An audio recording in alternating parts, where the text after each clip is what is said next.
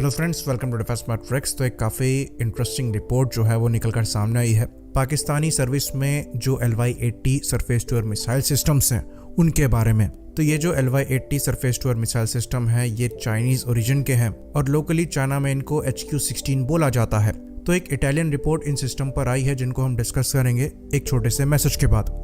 आता है कि आप एक रेजोल्यूशन लें नए साल को लेकर अपने गोल्स को अचीव करने का, जिसके लिए आप तैयारियों में कोई भी कमी ना छोड़ें, और इसके लिए आपकी मदद करेगा अनअकैडमी। तो अगर आप डिफेंस एस्पिरेंट हैं और तैयारी कर रहे हैं NDA CDS FCAT की, तो 23% ऑफ तक आपको मिल सकता है अनअकैडमी के सब्सक्रिप्शन पर, जिसके लिए आपको हमारा रेफरल कोड यूज़ करना पड़ेगा MATRIX10।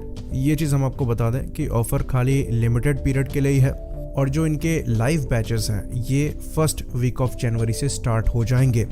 याद रखिए, रेफरल कोड यूज़ करना है MATRIX10 अपने ऑफर को इनेबल करने के लिए, और जितनी आप सेविंग करेंगे ये आप अपनी स्क्रीन पर देख सकते हैं। तो सपोर्ट यहाँ पर आपके पास है, डिटर्मिनेशन आपको खुद लाना है, रिजोल्यूशन लीजिए और इस गोल पर लग जाइए।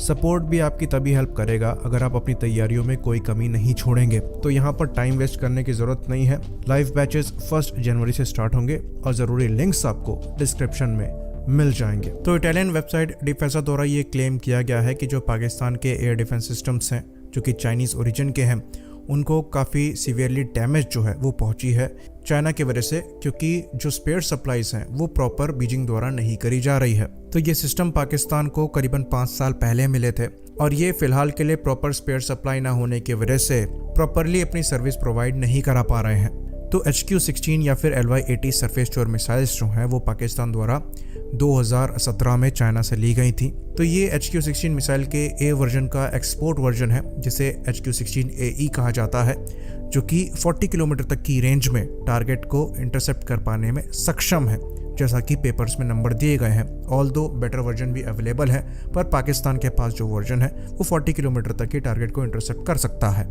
तो ये जो मिसाइल हैं ये एक 6x6 हाई मोबिलिटी ट्रक पर माउंट है और ये वर्टिकली लॉन्च होती हैं ताकि जो 360 डिग्री कवरेज है उसको अचीव कर सकें। तो ये 15 to 18 किलोमीटर के एल्टीट्यूड पर टारगेट को एंगेज करने में सक्षम है और ये किसी फाइटर एयरक्राफ्ट को करीबन 40 किलोमीटर की रेंज में इंटरसेप्ट करती हैं। वहीं पर जो क्रूज मिसाइल है उसको इंटरसेप्ट करने की जो रेंज है वो घटकर खाली 12 किलोमीटर की रह जाती है। साथ ही साथ जो इंटरसेप्शन प्रोबेबिलिटी है वो फाइटर एयरक्राफ्ट की करीबन 80% बताई जाती है और जो क्रूज मिसाइल है उनकी 60% बताई जाती है।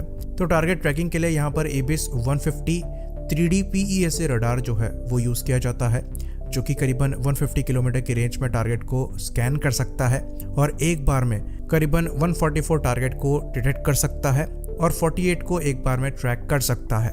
बाकी जो मिसाइल को गाइड करने वाला रडार है ये एक L बैंड का PESA रडार है, जो कि 85 किलोमीटर की रेंज में 6 टारगेट को डिटेक्ट कर सकता है और 4 को एक ही बार में इंगेज कर सकता है। तो HQ-16 की जो मिसाइल है करीबन 650 किलोग्राम की एक मिसाइल है और एक कैरियर जो है वो एक बार में 6 यानी कि 6 मिसाइल्स को कैरी करता है। तो अगर एक सिस्टम की आप बात करेंगे तो एक सिस्टम में आपका एक कमांड व्हीकल होगा, एक बड़ा सर्च रडार होगा जो कि S बैंड का PESA रडार है, 150 किलोमीटर तक टारगेट को ट्रैक कर सकता है। बाकी 3 आपके L बैंड के रडार होंगे जो कि मिसाइल को गाइड करेंगे। बाकी जो आपकी मिसाइल्स हैं ये आपकी semi active radar homing guided है, यानी कि इनको पूरा गाइडेंस जो है वो ग्राउंड रडार से ही मिलता है। साथ में आपके करीबन 12 यानी कि 12 लॉन्चर्स रहेंगे और हर लॉन्चर में आपके 6 मिसाइल हैं, यानी कि एक यूनिट में यहाँ पर एक कमांड व्हीकल, एक सर्च रडार, 3 ट्रैकिंग रडार और 12 लॉन्च व्हीकल रहते हैं, जिसमें टोटल 72 मिसाइल्स रहती हैं। तो पाकिस्तान द्वारा 2 सेपरेट ऑर्डर दिए गए थे HQ-16 के, जिसमें करीबन 3 HQ-16 सिस्टम के ऑर्डर दिए गए थे और 8 ABS 150 रडार के दिए गए थे। तो इस परचेज की जो अमाउंट है वो करीबन $225.7 मिलियन की थी और रडार के लिए सेपरेटली $40 मिलियन को पे किया गया था। वहीं पर जो दूसरा ऑर्डर है वो 2014-15 में दिया गया था, जो कि करीबन 373.23 मिलियन का था। इसके अंतर्गत 6 HQ-16 सिस्टम्स को और लिया गया था। तो डिफेंसा द्वारा ये रिपोर्ट किया गया है कि पिछले 5 सालों में करीबन 477 डिफेक्ट्स जो हैं वो इन सिस्टम्स में देखे गए हैं, जिसको कवर करने के लिए पाकिस्तान द्वारा काफ़ी कोशिश करी गई पर वो अभी तक नाकाम रही।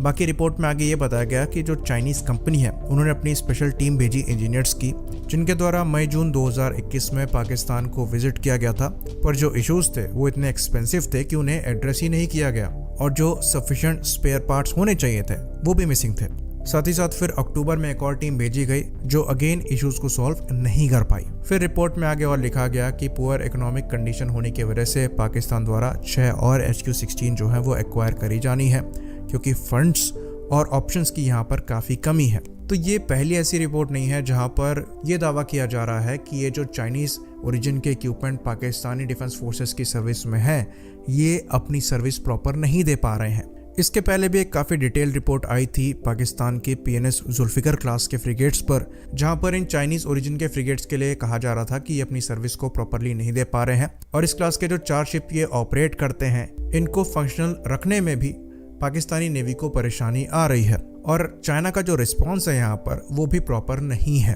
तो चाइना की जो आफ्टर सेल्स सर्विस है इक्विपमेंट बेचने के बाद वो भी प्रॉपर नहीं है। इवन JF-17 को लेकर भी कुछ इश्यूज जो हैं वो रिपोर्ट किए जा रहे थे और स्पेयर शॉर्टेज को वहां पर भी एक इशू जो है वो बताया गया था। तो ये चीज हमने देखी है कि पाकिस्तान द्वारा पहले कोशिश ये करी जाती है कि चाइनीज इक्विपमेंट ना ही लेने पड़े, लेकिन बाद में मजबूरी की वजह से और ऑप्शंस ना होने की वजह से उन्हें चाइनीज इक्विपमेंट ही लेने पड़ते हैं। और जहां तक है ये रिपोर्ट सही भी साबित हो सकती है क्योंकि जब इंडिया की तरफ से सुपरसोनिक प्रोजेक्टाइल गलती से फायर हुआ था तब भी पाकिस्तान द्वारा उसे इंटरसेप्ट नहीं कर पाया गया था और कोशिश तक नहीं करी गई थी, जिसके लिए कुछ एक्सक्यूजेस दिए गए थे जो कि उस सिचुएशन के लिए लॉजिकल नहीं थे। तो अगर पाकिस्तान को अपने डिफेंसेस को मजबूत करना है तो उनके लिए बेहतर ये रहेगा कि वो टर्किश इक्विपमेंट्स पर अपनी रिलायबिलिटी को बढ़ाएं, जैसा कि उनके द्वारा किया भी जा रहा है। जो इक्विपमेंट टर्की से आ सकते हैं उनको टर्की से परचेज किया जा रहा है, पर टर्की द्वारा भी हर चीज नहीं बनाई जाती और अगर आपको खुद से चीज़ें मैन्युफैक्चर करनी है तो उसके लिए आपकी इकोनॉमी स्ट्रांग होनी चाहिए क्योंकि रिसर्च और डेवलपमेंट में अच्छा खासा पैसा जो है वो जाता है और सक्सेस की कोई गारंटी जो है वो नहीं रहती है।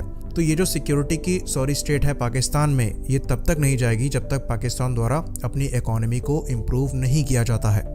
इसी बात पर हम इस वीडियो को ख़त्म करेंगे। लाइक करिए, सब्सक्राइब करिए। जय हिंद।